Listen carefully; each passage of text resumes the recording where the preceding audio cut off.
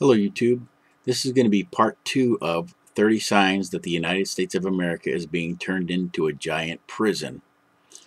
We left off with number 10 of 30, and so now we're going to go ahead and pick up with number 11. Most Americans are not that concerned about the Patriot Act, but that might change if they understood that the federal government has a secret interpretation of what the Patriot Act really means. U.S. Senator Ron Wyden says that the U.S. government interprets the Patriot Act much more broadly than the general public does. That's nothing new, is it? We are getting to a gap between what the public thinks the law says and what the American government secretly thinks the law says. Yes. Number 12. The FBI is now admittedly recording internet talk radio programs all over the United States.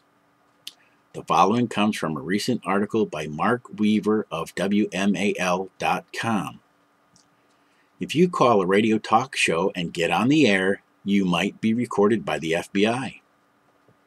The FBI has awarded a $524,927 contract to a Virginia company to record as much radio news and talk programming as it can find on the internet.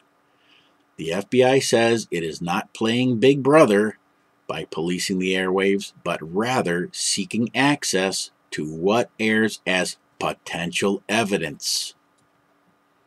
Number 13. The federal government has decided that what you and I share with one another on Facebook and on Twitter could be a threat to national security. According to a recent Associated Press article, the Department of Homeland Security will soon be gleaning information from sites such as Twitter and Facebook for law enforcement purposes. Wow. We better really be careful of what we're saying on these public access sites. Number 14. What you say on your cell phone is never private. The truth is that the FBI can demand to see your cell phone data whenever it wants. In addition, according to CNET News, the FBI can remotely activate the microphone on your cell phone and listen to whatever you are saying. The FBI appears to have begun using a novel form of electronic surveillance in criminal investigations, remotely activating a mobile phone's microphone and using it to eavesdrop on nearby conversations.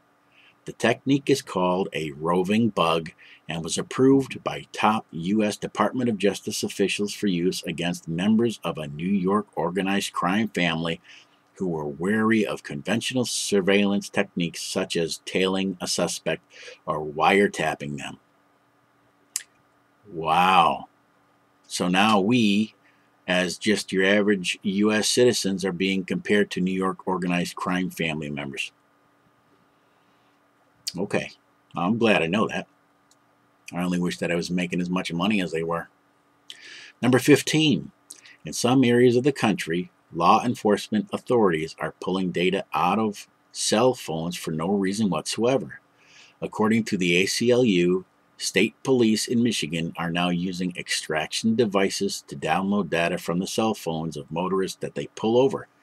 This is taking place even if the motorists that are pulled over are not accused of doing anything wrong. The following is how a recent article on CNET News described the capabilities of these extraction devices. The devices, sold by a company called Cellebrite, can download text messages, photos, video, and even GPS data from most brands of cell phones. The handheld machines have various interfaces to work with different models and can even bypass security passwords and access some information.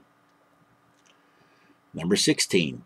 The federal government has become so paranoid that they have begun putting GPS tracking devices on the vehicles of thousands of people that have not even been charged with committing any crimes. The following is a short excerpt from a recent Wired magazine article about this issue. The 25-year-old resident of San Jose, California, says he found the first one about 3 weeks ago on his Volvo SUV while visiting his mother in Modesto, about 80 miles northeast of San Jose. After contacting Wired and allowing a photographer to snap pictures of the device, it was swapped out and replaced with a second tracking device.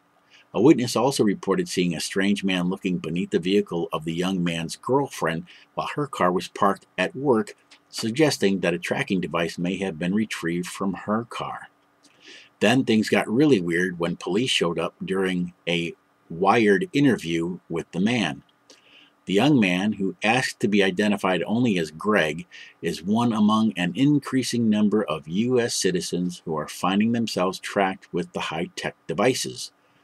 The Justice Department has said that law enforcement agents employ GPS as a crime-fighting tool with great frequency, and GPS retailers have told Wired that they've sold thousands of the devices to the feds.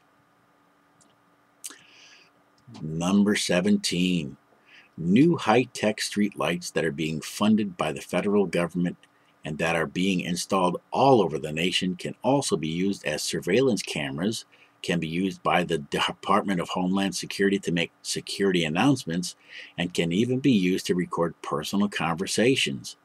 The following is from a recent article by Paul Joseph Watson for Infowars.com. Federally funded high-tech street lights now being installed in American cities are not only set to aid the Department of Homeland Security in making security announcements and acting as talking surveillance cameras, they are also capable of recording conversations, bringing the potential privacy threat posed by IntelliStreets to a whole new level. Number 18. If you choose to protest in the streets of America today, there is a good chance that you will be brutalized. All over the United States, law enforcement authorities have been spraying pepper spray directly into the faces of unarmed protesters in recent weeks.